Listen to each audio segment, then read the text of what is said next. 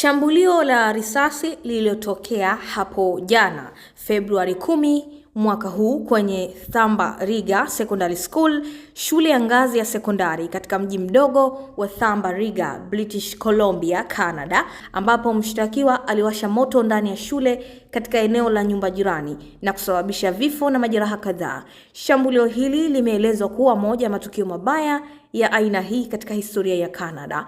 Watu 10 wanakadiriwa kuuawa ikiwemo mshtakiwa mwenyewe. Polisi wa Royal Canadian Mounted Police RCMP ilisema kuwa watu 6 waliokufa waliopatikana ndani ya shule, 2 waliopatikana mahali panapohusiana na tukio na mmoja alikufa akiwa njiani kuelekea hospitalini. Mshtakiwa pia alipatikana akiwa amejitoa uhai ndani ya shule kwa mujibu wa maelezo ya polisi.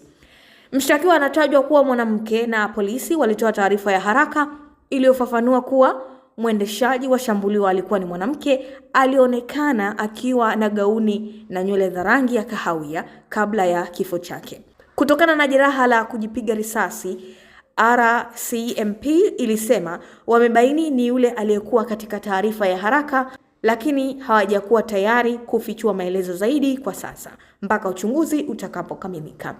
Zaidi ya watu 25 wamejeruhiwa, 3 kati ya hao walipata majeraha makubwa na 2 walilazimika kupelekwa hospitalini kwa matibabu ya haraka ili kuokoa maisha yao. Wengine walipelekwa kwenye vituo vya matibabu kwa tathmini na matibabu ya majeraha yasiyo hatari zaidi.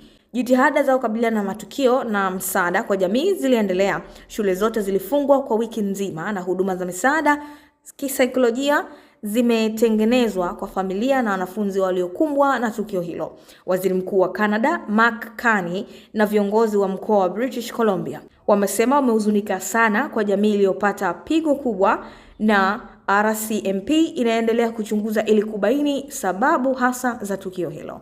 Kutoka hapa Zantime Media, mimi ni Amina Lumwecha.